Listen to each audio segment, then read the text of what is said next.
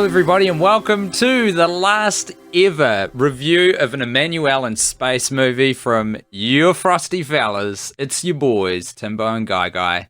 And we've just finished... Ah, crap. What was this one called, Guy? We've just finished, Tim, Emmanuelle 7, The Meaning of Love. The meaning of love. We're back in lockdown too, so we're apart. Yeah. And, yeah. The Emmanuelle theme song, which you have been singing pretty much since we began this call until recording, and even then sometime during the record, is sort of, it's sort of reached the sort of Pavlovian worst idea of all time dread. You might remember from such films as Grown Ups 2, Sex and the City 2, Sex and the City 1, We Are Your Friends. That is, it's sort of seeped into the inner mechanics of my brain and represents something to be feared. And today, Tim, that fear was somewhat well-founded because Emmanuelle 7, The Meaning of Love, is a totally unearned flashback episode. Well, I actually thought it was kind of nice to end our trip with a reminder of what the trip has been. Really? Yeah, I kind of liked the little walk down memory lane. What about the idea that this series is building towards, like, you know, some sort of articulation of what love is? I mean, suggested in the very title, The Meaning of Love, and then instead they're just like, remember all of these times and places we fucked? Oh boy, didn't we have some laughs along the way? See you later, Emmanuelle. Off you go back to Earth. Do you reckon any other pornos like treat their franchise like this? Well, the guy, there was a producer involved with this Emmanuelle who is, I don't know if other softcore franchises do the same, but I think his fingerprints are all over this one, and he helms the next few installments of Emmanuelle. So I think maybe in these ones, because they've obviously got a formula they're working towards, and it is kind of working for them. But I think probably the question is less about softcore pornos and more about general franchises. How many franchises would build towards a climax? Which is pardon the pun. Yeah, which is a double entendre. What entendre is French? For meaning, I guess. Yeah, that's probably right. The French language cracks me up. Intent, maybe? No, it's probably not right. Anyway. Like double intent. But how many franchises across any medium would build to a climax that is then just them rehashing all of the build-up they've provided? It is disrespectful. Yeah. I mean, look, it's cost-effective, isn't it? Which at the end of the day, we've got to pay some attention to the production itself as an entity. Are we engaging with this franchise as producers or punters? It's hard to say. Are we, engaging with this as people who are crunching the numbers and pushing pencils, or a couple of guys, penises in hand, just trying to make ends meet? We open with Trisha, who is sometimes called Tasha and sometimes called Trisha, which is really apparent considering we've got a mashup of all the 6 previous movies. It can be difficult to remember a character's name across multiple installments. Tasha or Trisha, whichever her name is, appears in bullfight in Spain and manages to bag a matador on a shag pile rug in a cold, stony room after being told to leave several times. Yeah. And that she can't be in there because she's a woman. And I was trying to figure out, is this a dream sequence at the start? Is that her having... I think it's not a dream sequence. I think she was like, before everyone else comes to the motherboard and starts an honest day's labor on the sexy spaceship, I think Trisha or Tasha, whatever you want to call her, got up early, had a steaming hot cup of Java, and just punched in like half an hour before everyone else to go fuck a matador in Spain. And for me, Tim, it was a case of deja vu all over again, because I could swear to God someone had already had sex with a matador in this. Yeah, I mean, it was her, right? Was it? Well, yeah, that's the whole. I mean, everything in this movie is we're just seeing stuff. I know, that's but happened in the previous that was six. before they'd even introduced the. Let me remind you of what you've learned by showing you everything This is again. how I remind you of how we did fuck. Yeah, I sort of the Matador scene was kind of funny. I don't know. It was hot. It was an early. He screen. was hot and a good actor. Pretty much everyone sucks at acting in this, but I reckon that Matador was pretty good. She was awful. Trisha or Tasha was doing fucking bad. Such a bad job. She was like bad. delivering her lines like a robot. Yeah. The way you danced with the beast, it was incredible. And then he starts nuzzling her knee, and she pretty much has an orgasm on impact. And I really enjoyed the way that they would intercut the bullfighting? the Matador and Trisha having sex, with footage of an actual bullfight, in case we sort of missed the metaphor that they were slamming into our face with a fucking shovel. Yeah, well, she literally was like waving a red cloth in front of him, right? And they had a little bit of that going on. Yeah, man, I hated that, and I hated Trish or Tasha. It depends what her name is. But so and that footage, because Tom Walker brought this up in the last episode. Whenever they use footage, and they use it a lot, like some stock footage, it's the lowest res, shittest looking stuff. I know, but it's so bad. I kind of liked that it was low res. It was also like almost inspiring to me, where I was like, you know, you can pretend anything's anywhere if you just buy 1 cent stock footage off the internet, and you're like, yeah, I'm in Spain. Insert Shutterstock image of Barcelona. Yeah, man, and it's like it is quite inspiring because back in the day they didn't have access to the internet. Yeah, not really. Not to buy footage like this. They had to they'd have some Hollywood marketplace where you get it.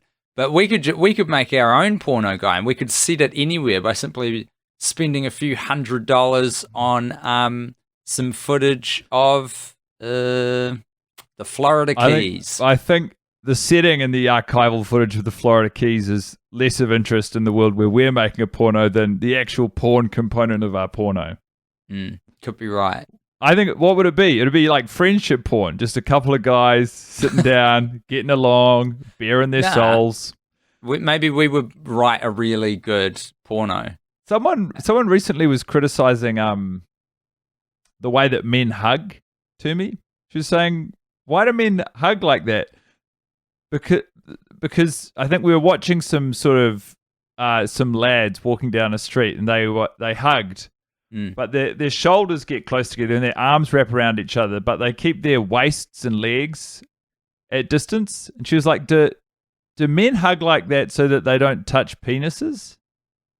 Yeah, I think so. But I was saying, it's not a conscious decision, but I'd say that's probably not correct. all men hug like that. Some of my best hugs I have with the lads. Hashtag not all men. That's right. I believe we are using that correctly. Mm-hmm. As we always are. Sorry, some of your best hugs tip to tip? Yeah. Well, not even deliberately tip to tip, but just oblivious to the placement of respective tips. Just a nice, hearty hug with a friend. You know, because when you got a friend in need, sometimes what they need is a hug. And sometimes what a hug needs is the tips of a couple of penises gently, platonically, pressing up against each other through 4 layers of fabric. In this world, both men are wearing underpants and shorts or trousers. It was a nice reminder of all of the lands that we've travelled to throughout the previous half dozen episodes. The Arc de Triomphe makes an appearance. The Golden Gate Bridge, that famous Full House intro. I'm half expecting the Tanner family to pop up, but instead we've got a naked woman having sex with an alien. A Full House porn parody set in the adult world of Full House. It should be called Full Frontal House. Yeah, it kind of makes sense, but it's also grotesque. And I regret even opening up the world. Whatever happened to respectability? The milkman, the paper boy. A roll inside me. Delivery. I reckon that's good. It's just a selection of people coming to the Tan house. Like, well, this is fucked up though. So who's having the sex? Well, didn't Stephanie? Did Bob Stephanie Saget. do? Yes. Yeah. God, it's such an undesirable watch. You know. Did the young woman who played Stephanie go on to do adult films, or did I make that up? No, I don't know that you made that up, but I also can't remember the particulars. I know that the fallout of being a child star was not easy for the actor. That I do remember. But I think she had some addiction problems. I believe so too. But let's, instead of diving into the world of the pitfalls of huge success young, what I'm going for is moderate success very slowly into my old age. And even moderate's probably being generous. Let us instead talk about the lands that they visited and the reason for visiting these lands, because this is there's an element of finality to this episode. Emmanuelle in space. We see Trisha having sex with the Matador. We're back on the spaceship, and Hafron and Emmanuelle and everyone is there, and they're saying, "Hey, this is it. We've come to the end of the road, and before we part, it's important we reflect upon where we've been, we reflect upon lessons learned, and to do that, why don't we just watch the footage back?" And that's exactly what they do. And Hafron keeps hammering the idea that, and they touched on this in the last episode, that humans are so unlike anyone they've seen. They're so full of contradictions. And, we try and dominate each other through warfare. Love and sex is a very complicated experience that, he hasn't seen the likes of. And it will be very difficult for him to explain this on his home planet. And all this got me to thinking, the franchise I'd like to see spun out of this would be, because it sounds like the planet they come from, sexuality doesn't exist. So they've returned to this planet enlightened by sexuality. Also, we don't know what corporal form they take on their home planet. They only look like humans because they were mimicking where they were visiting. Mm-hmm. I would love to see Emmanuelle go back with them to their home planet and try to learn how they fuck, or whatever the equivalent version of it is. Well, we know that they don't. They definitely don't have sex. Because of the speech that we got in the very last outing of Emmanuelle in space.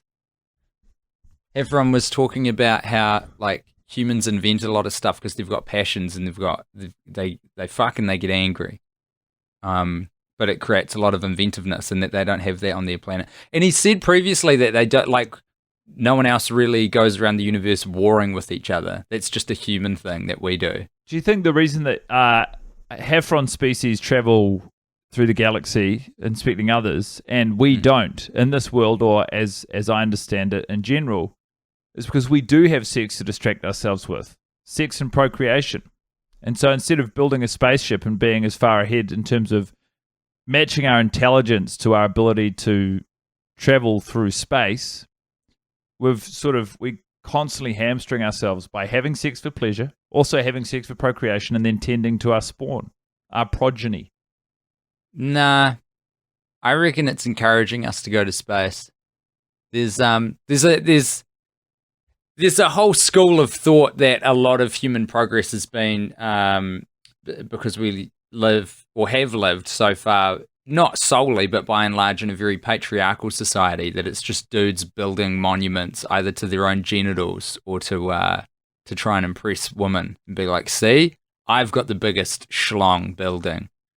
And that gets taken to space exploration as well, because what does a rocket look like? Especially these new ones.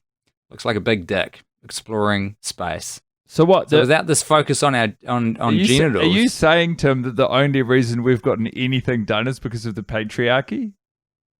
No, not at all. Because it sounds like that's what you're saying.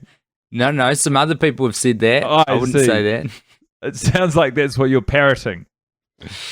I was just trying to come up with a counterpoint to what you were saying, but I don't know if it makes any sense. I was just imagining that Hafron is so thrown by the fact that we're all having sex and whatnot, and also seems to be so impressed by us and how, I don't know that contented is the right word, but self-contained humans and earthers. We're creating such a mess for ourselves on Earth that there's no need or desire to go beyond it. The only person who's really looking into that right now is Elon Musk, who's like, man, I'm done here. Musk is getting all the press, but Bezos is trying. Really? He's also, he's got a space program as well. What's it he's trying to called? get out. I can't remember. I don't know what his one's called. But Elon's SpaceX, right? Yeah. It's his big schlong rockets. Yeah. Big schlong rockets. You know what we need to get back to, though, is the ocean. People stop paying attention to the ocean. We still don't know that much about it. I tell we you, don't explore it very much. Didn't stop thinking about the ocean. James Cameron. That guy is obsessed with the ocean. Yeah. All he wants to do is make Avatar movies on a timeline of his choosing and go as far underwater as is humanly possible. I mean, it's pretty crazy that it took a successful Hollywood director to have the resources and inclination to rediscover the Titanic. You know? The Titanic was a pretty big deal. We talk about it a lot, but no one had found the biggest, most significant part of the wreck until James Cameron was like, I'm going to go find it. And then he fucking did. Yeah. He's a film director. It's crazy. We wouldn't talk about it as much as we do if not for James Cameron. He made a movie literally reintroducing the memory of it to the conversation. It's like, hey, do you guys remember this? And everyone was like, I don't know, James. And he was like, I think you're going to fucking remember this. Do you really think the movie has a lot to do with why we kind of think about it and talk about it? 100%. Before the movie Titanic came out, I didn't know the Titanic existed.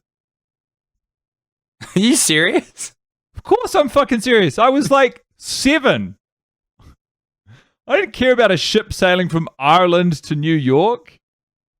That's crazy. It was like, I feel like it's one of those big things like dinosaurs and space when you're a kid. There's like a whole thing on natural disasters where you learn about the Titanic, Pompeii, the Hindenburg, and Titanic, the big three. Those are not... Titanic's not a natural disaster. Yeah, that's true. It's not a natural disaster. It was caused by an iceberg, though.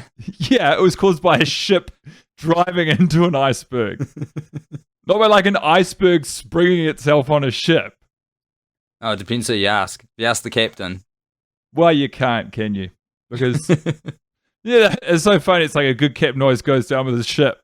And his entire track record is that this guy's a pretty lousy captain. He has every reason to try and survive. That's a good point. If your ship's going down, I think you'll get out of jail free card because you're no longer a good captain. You got permission to bail at that point. Yeah. So a noble captain lives with the consequences.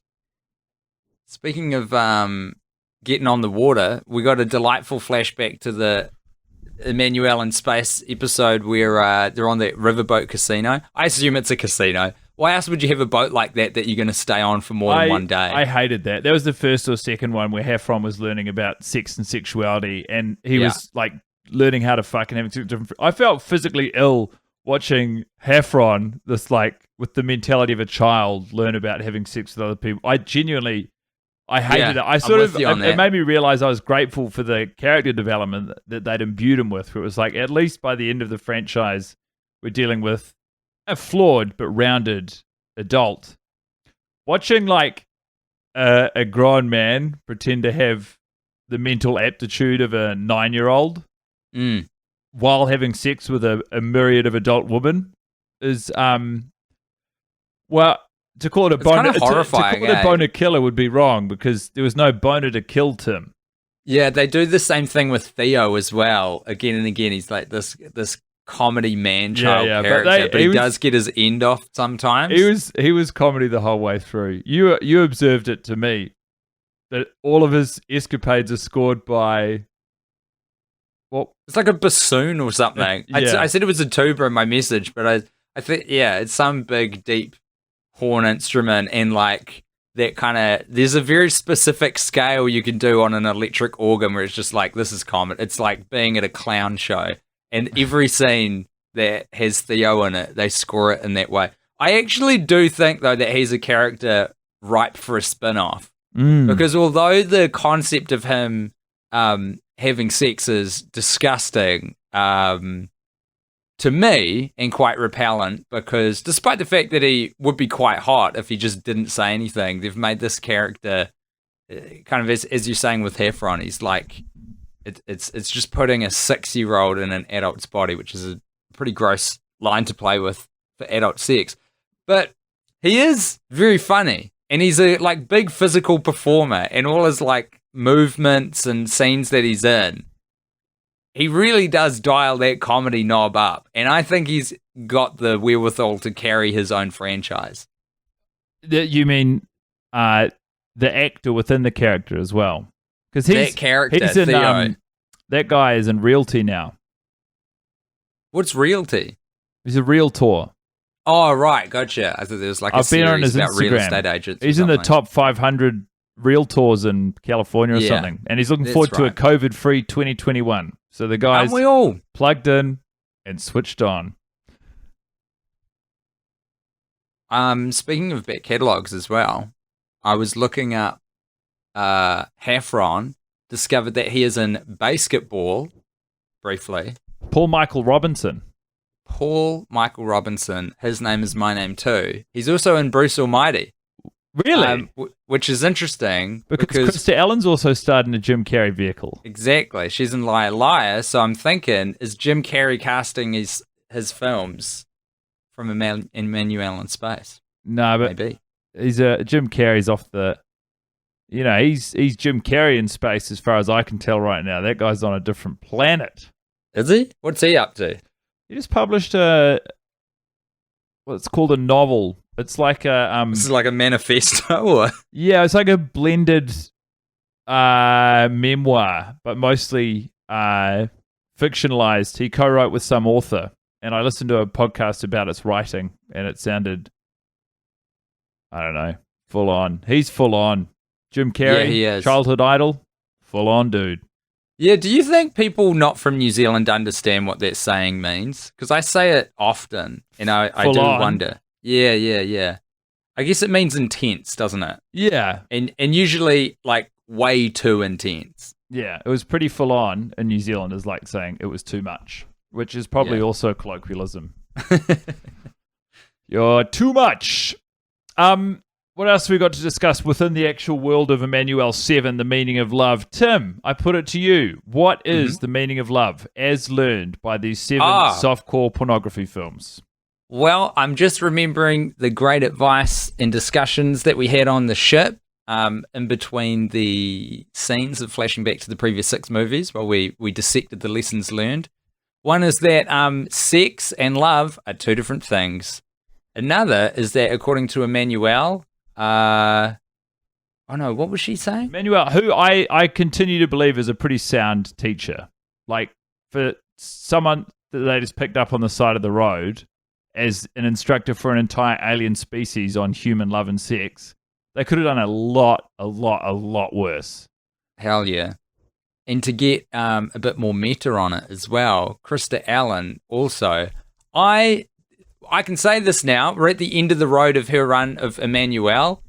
I think she did a fantastic job.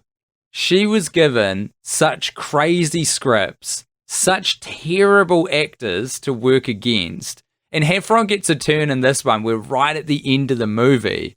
It's like, I'm not fully sure what happened, but at the very, very end, Krista Allen is like, okay, I'm back to Earth now. You guys are going to bugger off to the rest of the galaxy or the universe and keep exploring. So this is the end of our time together.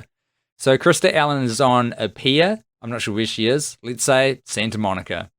And she's looking through a telescope and she sees all of these people enjoying their lives and activities. And it's kind of like, hey, you're back. You can be back part of the world. You could be on a boat. You could be on the beach. You could go swimming. And then she spies someone who looks exactly like Heffron fishing off the pier. And she goes to walk over to him and she's like, are you Heffron? And he goes, no, I wish I was though. Because obviously she's a beautiful woman who's just come up to him randomly. And she says, do you want to get a cup of coffee? And he says, I don't drink coffee. Oh, wait a minute. Sure, that sounds really nice.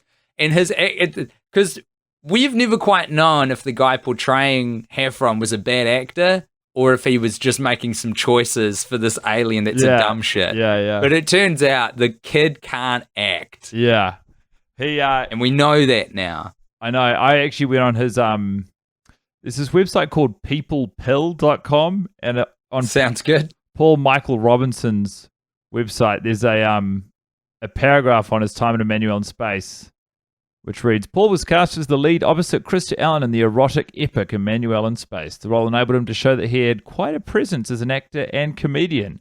It also allowed him to showcase his physical Would we agree with that? attributes and beauty. Emmanuelle in Space remains one of the pioneering softcore films and continues to find new audiences and fans. I totally agree with you, Tim. For 7 episodes, we were like, maybe he's just doing a really good job of portraying this stilted person or alien who doesn't quite jive with, being a person. And then they gave him a chance at the very end. And if they'd left it out, we'd never know. We'd be like, well, he made some decisions. He stuck with them. Good on him. But at the end, they're like, and by the way, your instincts were right. This guy can't act. Also, I thought it was so arrogant of Heffron because I feel like he teed all of this up. It's like he's had this really open-minded teacher, this incredible experience traveling through Earth, having sex with a variety of people, usually sort of gravitating back towards Emmanuelle. They had some sort of bond that transcended just instructor and pupil. And then she's like, all right, guys, time to go. And everyone on the ship's like, it might be a bit dicey for you, Emmanuelle. Remember how the FBI or, remember how these people were after us? And Emmanuelle's like, nah, I got to go back to Earth. And so they don't talk about it. She doesn't ask for anything. They just drop her on a pier in Santa Monica, which seems insane. Like, you'd probably put her back in her house, but okay. She takes that totally in stride. They leave some hints to find out, there's a quarter on the pier, and she puts it into one of those telescopes, as you've said, and finds this Heffron lookalike. I'm like, Heffron, you fucking arrogant prick. Like, you've just set this woman free from being an instructor on your spaceship. You've turned her back out into the world to find love with whoever she so chooses. And you've created or imbued this person to look exactly like you, as though the first thing she's going to want to do after spending all this time on the spaceship is continue having sex with someone who has exactly your physical characteristics. That's so true, man. Boy, is that true. If you've been eating ice cream for a week and nothing but, and then they're like, you can eat whatever you want now, you're going to go back to ice cream? I don't think so. Yeah. Even if it's ice cream, you don't want it. That's right. Too much of anything. Too much Heffron. I also wanted to talk about the sort of that quarter that you put in the binoculars or telescope so you can see around. It looked like a dime to me. It was cheap. I don't think it was a quarter. It must have been a quarter. I always assume it's a quarter, but it must have been a quarter. I remember I used one of those equivalents at a building in Athens, Greece once, and it's like you put a quarter into binoculars at a very high or useful viewing vantage point, and the binoculars were just pointing directly into apartment buildings, way, way, way away, and I was like, this feels illegal and kind of crazy. And Emmanuelle was doing it too, where she put the quarter and started pointing the telescope at the beach. It's like all these people on the beach, hundreds of meters away, who have no idea someone is just observing them. Isn't that funny? In up close detail. Because those telescopes and binoculars are all over the world and are coin operated, and they're always portrayed in film and television with these very romantic, kind of glamorous notions that you're in a metropolitan city, you want to see the sights, you want to do some people watching, but ultimately it's just incredibly voyeuristic and a massive invasion of privacy. Massively, it's spying. And I always think about, and they're at the beach often as well. So you're just vulnerable. looking at all these half naked people. Yeah, spying. When you're a child, you can get given a spy kit, and you're taught to dust for fingerprints and use binoculars and a magnifying glass and all this stuff. And then at some point, we're unless you're going to become a professional spy, it's we do not do any of that stuff. We do not snoop. We do not look at other people if they don't know. It is wholly inappropriate. And you're well, maybe you shouldn't have literally armed me with the exact equipment to learn how to do this in my formative years. Yeah, and really romanticize the notion to me that this is what we should all be doing as adults. That is a weird thing we give to kids. Why do we do that? It's fun to be a snoop. I guess there's just a lot of toys involved, isn't there? A lot of cheap accoutrement. You can have a magnifying glass, a notepad. Have you ever solved a crime? God, I wish that I had. I don't think I've solved a single crime in my whole crummy life. I'm trying to think. I haven't had a lot of interaction with police, to be honest. I haven't been arrested yet, which is good. I like that you say yet. Yeah. Shit, yeah. You got to give. Well, I think you've at least got to get arrested once or a couple times in your life. I don't think you do. I think I will honestly consider my life a failure if I never get arrested. If I don't get arrested once, I'll be like, fucking hell, man. Sort it out. Okay. I'll be gutted. I'll be absolutely That's a very gutted. sort of Kiwi attitude, I think. Yeah, perhaps. White Kiwi attitude. I don't know about that. I've been watching I often watch a lot of documentaries about activists. I'm like, fuck yeah. True. Go get amongst. Fuck up some police. Yeah, man. You got to put that on record before you do it as well. Yeah, absolutely. So that they can play it back in the courts and be like, his intent was bad. So you've not solved a crime? Don't think I've ever solved a crime. Sometimes I had a flashback to when this was one of the. I cannot think of a time. Oh, this is top 3 saddest I've ever been. I think I was like 9 years old. My dad went to England and came back and bought us these beautiful like what the Americans would call a fanny pack. Bum bag. A bum bag made of, it was like a suede kind of material, I think. It was kind of leather suede thing. It was so nice for a kid to have. And I put all my marbles in there, and then it got stolen at school, and I was just beside You would myself. be, understandably. And to this prized day, possession. the crook roams free. Yeah, they were never fingered, as I like to say. We never managed to finger that criminal. Kids love... Because it is a crime. I don't care if you're 7 years old. If you stole something, you're a criminal. It's a, for life? Yeah, I guess so. Kids love marbles, huh? They love those little balls of marble. Well, they're glass. They were a real currency back in the day, and I don't know if people still kind of mess with them, but it is an artifact from my youth that does make me sound like I am 80. Yeah, no, well, you'd be surprised. In this very house in which I live, one of the residents, who is 5, loves marbles, has no practical application for them, doesn't know what to do with them beyond putting them in a little coin purse, walking around, showing them to people, taking them out, putting them back in. Do you reckon there's something in our DNA that attracts us to like gemstones and things that look like them? I guess. Or because we've got all these like myths and nurture style question there. But there's just too much convergent culture that is all about us wanting like shiny, precious stones.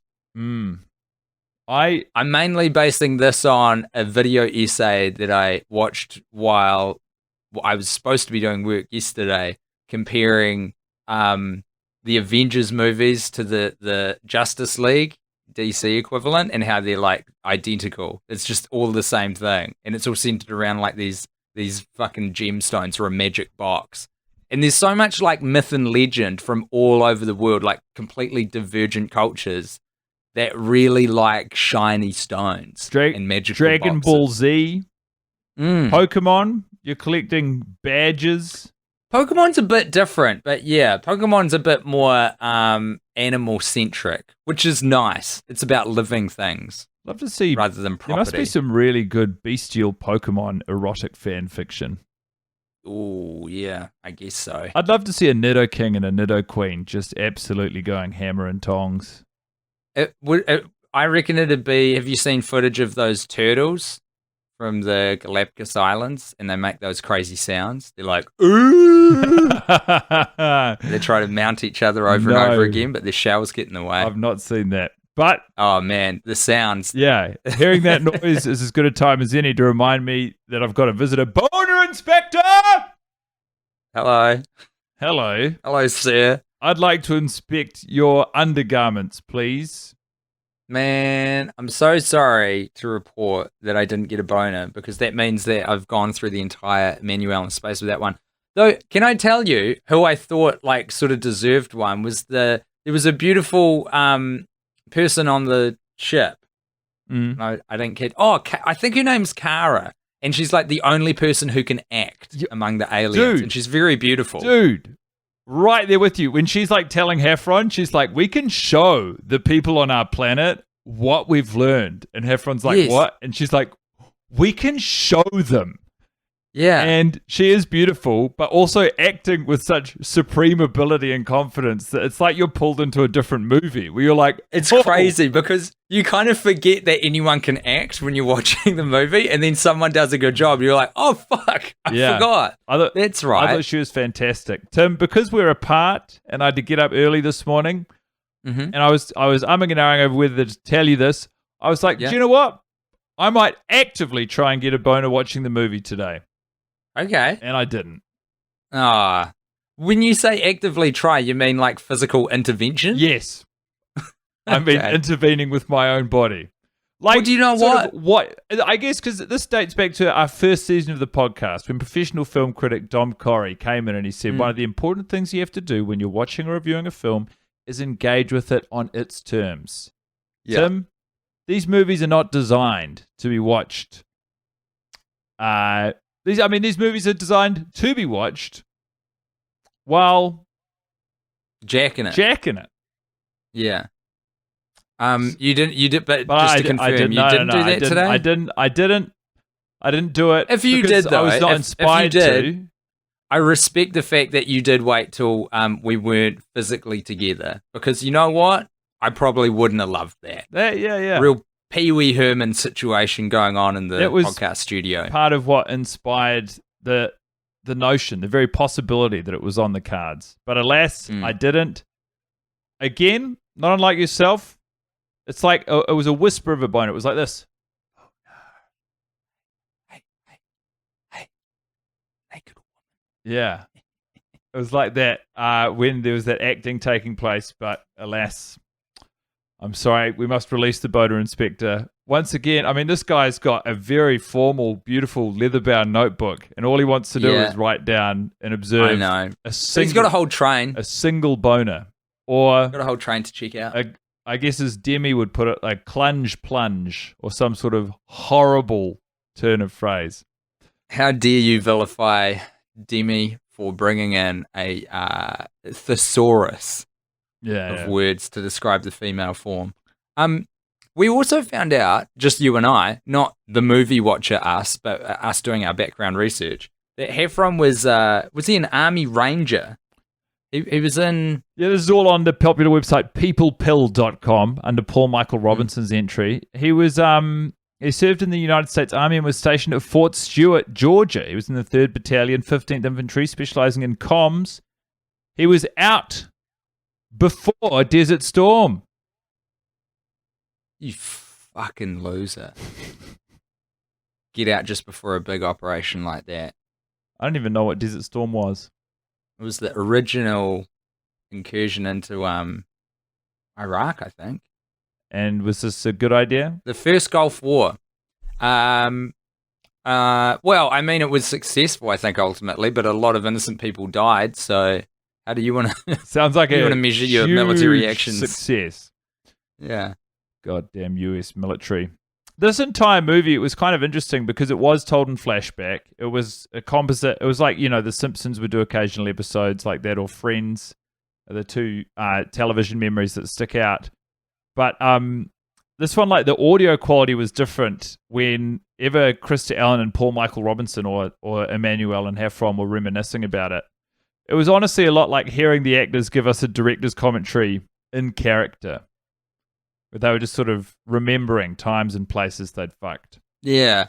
Which would have been a way better experience if this genuinely the last movie was just them.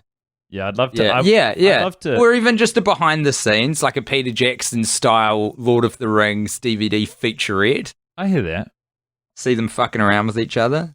I mean, we've watched now the complete Emmanuelle in Space collection, the DVD 7-pack. First Contact, A World of Desire, A Lesson in Love, Concealed Fantasy, A Time to Dream, One Last Fling, and The Meaning of Love. One Last Fling. Which ironically was in the middle of the series. Mm. Do you have a favourite out of all 7? One of the early ones, I think. I can't actually differentiate between them exactly, but maybe either like probably it was A World of Desire or A Lesson in Love, but it was around the time when we had that comedy director in, and the franchise was still fresh, and actually when we were back on the Riverboat Casino. I remember enjoying that. Like, we were reunited with the bartender who hated Heffron for continually having sex with different ship passengers. And also, like, the chaos of Heffron having sex with everyone and then all of it blowing up in his face. It was like a sort of enjoyable, caperish storyline to break up the monotony of the sex. Yeah. It was my favorite as well, because it actually had some stakes, and Heffron and Emmanuelle had a falling out, and Emmanuelle, I mean, Heffron was really fucking around there, doing a lot of shape-shifting, doing a lot of tricking. Yeah. There's also actually, the punk speaking of which, episode. there's a nice little moment at the end of this movie when they were trying to figure out how Emmanuelle would go back to Earth and stay safe.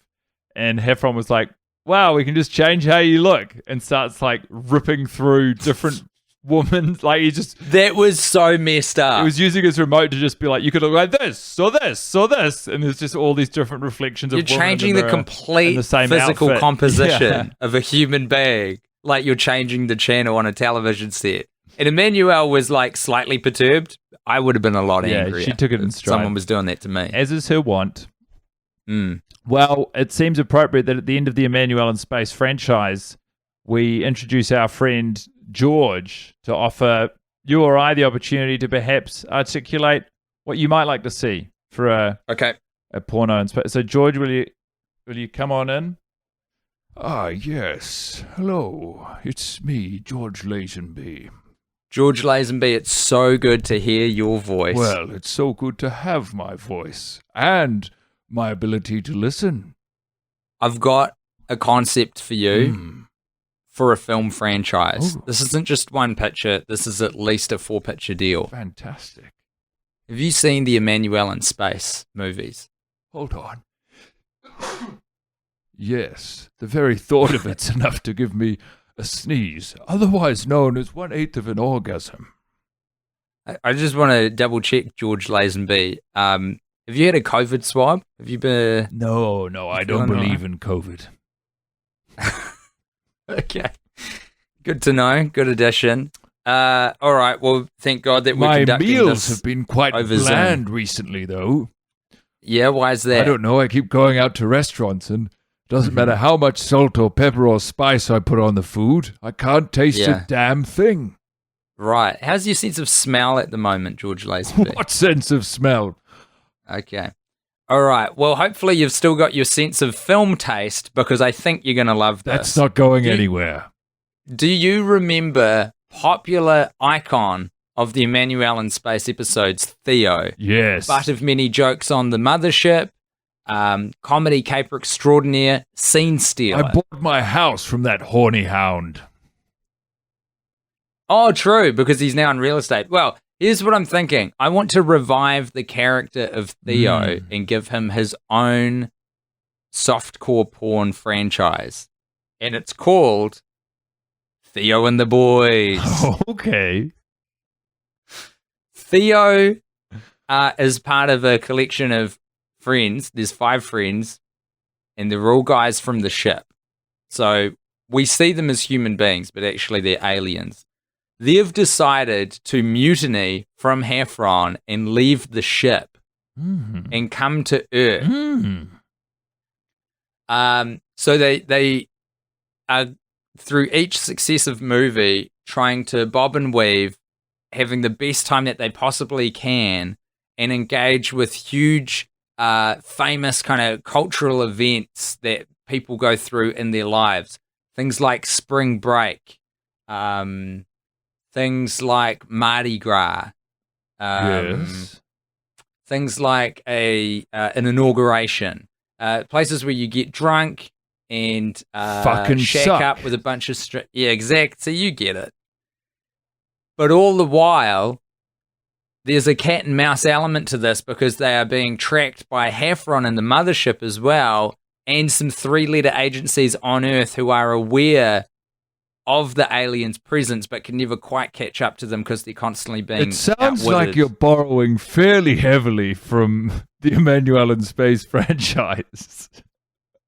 Yeah, this is kind of a spun-off, Theo-headed vehicle for an extension And to the franchise. do we see Theo's head? Cockhead? Cockhead, yeah, we see his cockhead. Absolutely, because it's now the year 2021, and if we want to make a dent against any of this internet traffic where you can get pornography for free from all stripes and levels of intensity, we're going to need to see full ping. Yeah, and maybe Theo has some sort of misunderstanding with a step-sibling or relative. Well, I like how involved you're getting with the story pitching of this, George. Tell me more. Well, he meets someone who's a half-alien, half-human hybrid, and he says, "Oh, this is interesting." And the half-alien, half-human hybrid says, I think your mom and my dad have gotten married." And he says, It's like a step alien. yeah. And he says, I'm getting a little confused around the bloodlines here because if the person is half alien, there's a pretty high chance they're actually related. But either way, they find it all very confusing and arousing. And maybe they have sex at an inauguration. And then when they get kicked out of the inauguration, they go to Mardi Gras and they have sex there. You're getting it. Exactly. And then on to spring break, and then to Sydney, Australia for schoolies. Huh. I think that happens somewhere else, actually. Coast, but yeah, that's right. Sure, I get it. They take a road trip from Sydney to the Gold Coast in a car. It's pretty full on. We need to hammer out some of the finer details, but the broad strokes have me broadly stroking myself. Very good. All right. Well, George, do we have a deal? Yeah, man. See ya. Lovely guy. Really good guy. Great. Well, I'm glad we could get something across the line. I feel like He can be. he's actually a fair judge. You know what I mean? Like, he won't greenlight total shit, Yeah. but he'll tell you when you're onto something. unpredictable, and some of the stuff he's into is borderline. But yeah, shout out to George Lazenby, Shout the out. last real Bond. All right. Well, look. Let's stop talking. Let's end this episode. Okay, I'm done. Yeah, great. But before we do go, we simply must tell you about the live stream that is happening in just a few days. This is a live table read of the pilot episode of the new Sex and the City season that Guy and I have penned. It is fantastic, and it's going to feature some of our comedy friends. And it's also supporting not just us, but also a Brooklyn-based theatre called Littlefield, who have hosted us previously, and I can say this confidently, the good guys. Yeah, they are. So it depends where you are, but I'm going to imagine right now you're in America. So this Thursday, on the 18th of February, 9 p.m. Eastern Standard Time or 6 p.m. Pacific Standard Time, that is when the live stream is taking place.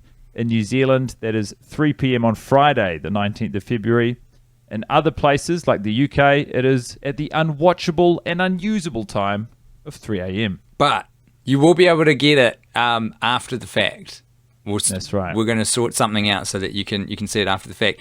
And I can't announce who it is, but we have got a very, very, very special guest who will be moderating a Q&A for us on the live stream. So do join us. Absolutely worth getting along for that alone. If you want tickets and you don't already have them, head along to worstideaofalltime.com/ stream. It's cheap. It's $8 US, and that's Yeah. just a recommended donation. That's right. So- We look forward to seeing you, Yeah, being online at the same time as you in a known capacity. we'll see ya. Bye.